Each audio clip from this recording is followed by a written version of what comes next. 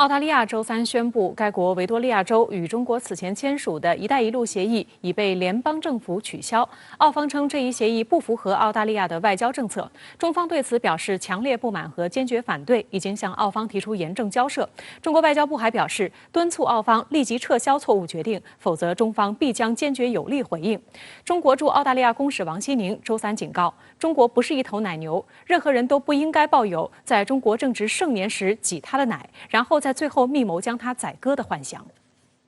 澳大利亚外交部长佩恩在周三一份声明中宣布，澳大利亚维多利亚州与中国此前签署的一带一路协议已被该国联邦政府取消。中国外交部发言人汪文斌周四强调，澳大利亚维多利亚州决定同中方在一带一路框架下开展合作，增进双方人民的福祉，原本是一件互利共赢的好事。澳联邦政府无理否决维州政府同中方签署的一带一路合作协议，肆意干扰破坏两国正常的交流合作，严重损害中澳关系和两国互信。中方对此表示强烈不满和坚决反对，已经向澳方提出严正交涉，中方保留对此作出进一步反应的权利。我们敦促澳方摒弃冷战思维和意识形态的偏见，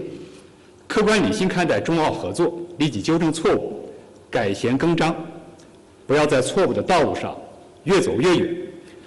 使原本就面临严重困难的中澳关系雪上加霜。2019年10月，中国与澳大利亚维多利亚州签署了一带一路协议，双方将就此展开基建、贸易等多方面的经济合作。在协议签署后，有澳大利亚政府官员无端指责协议不透明，并将其污名化为中国的宣传策略。2020年12月，澳大利亚联邦国会通过了新的外国关系法案，该法案赋予了联邦否决州政府等各级政府机构与外国签订协议的权利。据报道，本次否决一带一路协议的举措是澳大利亚联邦政府第一次启用这项法案授予的否决权。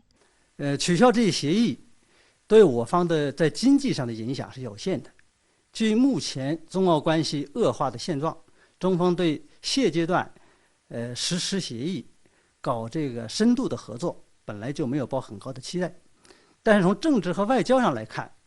澳政府的这些行为是极其恶劣的，相当于是又一次的恶意挑衅。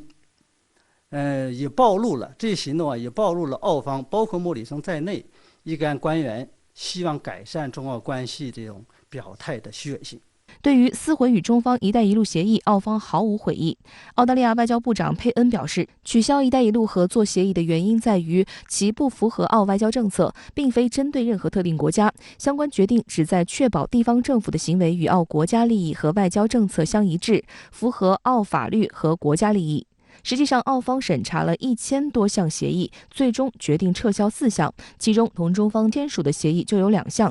汪文斌指出，澳方所谓不针对特定国家根本站不住脚。澳方近年来以模糊不清、毫无依据的所谓不符合澳外交政策、不符合澳安全利益为由，做了大量破坏中澳正常交流和合作、毒化两国互信和民意氛围的事。澳方的政治操弄和无理行径，完全违背中澳全面战略伙伴关系精神，是在开历史的倒车，性质恶劣，对两国的地方企业合作信心产生了严重消极影响，也使澳方自身的形象和信誉严重受损。汪文斌表示，中方始终认为一个健康稳定的中澳关系符合两国人民的根本利益。澳方口口声声说希望同中国开展合作，加强高层对话，却说一套做一套，一而再再而三损害双边关系。这次澳方的所作所为再次表明他们对改善中澳关系毫无诚意。我们再次敦促澳方立即撤销错误决定，改弦更张，停止对中澳关系不负责任的言行，停止对两国正常合作交流无端设限，否则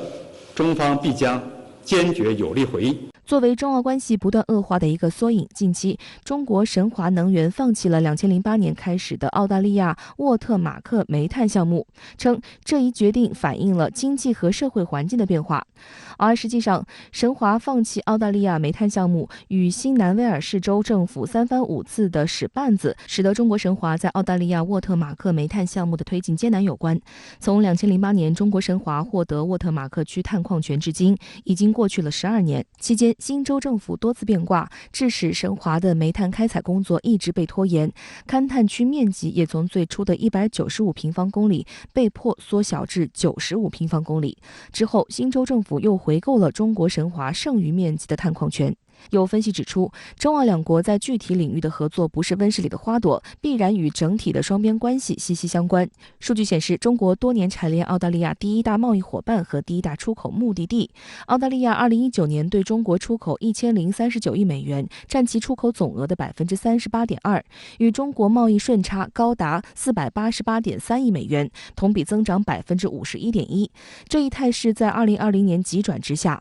这一年，中国对澳大麦、牛肉、红酒、木材、煤炭等输华产品依法依规采取了相关措施。2020年1月到10月，澳大利亚对华贸易顺差同比下降12.07%。这一方面是因为中方在质量检查或反倾销、反补贴调查中发现澳商品存在问题；另一方面，也与澳方一些人近来反复挑衅中国底线、严重伤害中国人民感情的错误做法分不开。去年以来，澳方在涉华问题上采取了一系列错误言行，包括公然违反国际关系基本准则，屡屡在涉港、涉疆、涉台等涉及中国核心利益的问题上采取错误言行，率先禁止中国企业参与澳大利亚 5G 网络建设，多次打着国家安全的幌子否决中国企业赴澳投资。此外，澳大利亚还就疫情问题大搞政治操弄，推动所谓独立国际审议，严重干扰国际疫情防控合作。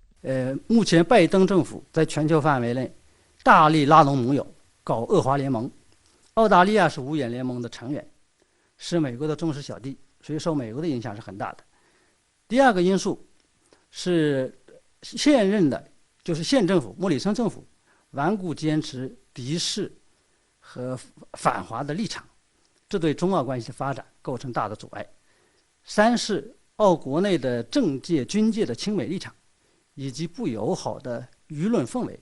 对中澳关系的发展构成一定的消极影响。中国驻澳大利亚公使王希宁周三在澳全国新闻记者俱乐部发表演讲时表示，中国随时准备采取行动捍卫自己的国家利益。他警告，中国不是一头奶牛，任何人都不应该抱有在中国正值盛年时挤他的奶，然后在最后密谋将他宰割的幻想。如果澳方真正重视经贸合作中双方合作中带来的好处，那么就应该对中国表现出尊重和善意。我希望澳方能够听得进去，王公使的苦口婆心的劝谏。好了，马上来连线特约评论员刘和平。刘先你好，那么澳大利亚外交部长佩恩宣布，澳大利亚维多利亚州与中国此前签署的一带一路协议已被该国联邦政府取消。那对此您作何解读呢？我认为澳大利亚的这个举动有两个地方让人感到莫名其妙。第一个是澳大利亚外交部长佩恩说，他们之所以这样做，是因为这一协议不符合澳大利亚的外交政策。其实从本质上面来讲，一个国家外交存在的目的和意义，就是为了维护国家的根本利益，尤其是要服务于这个国家的经济与民生发展，造福于本国人民。作为一个成熟的国家，每当碰到外交冲突的时候，都会尽量避免这种冲突蔓延到两国的经贸领域，尤其是避免其冲击到本国的经济与民生，这就是所谓的政经分离。近年来的中日、中澳外交关系大体上都遵循了这个大原则。即使美国前总统特朗普主动挑起跟中国的贸易战，也不是为了中断中美贸易，而仅仅是为了从中美贸易中获得更多的好处。然而澳大利亚政府却是削足适履，反其道而行之，要求中澳经贸必须要服从于澳大利亚的外交政策，或者说得更直白一点，必须要服从于澳大利亚的意识形态冷战外交。那么第二，我们知道，当两个国家产生外交冲突的时候，不仅会把冲突范围控制在外交层面，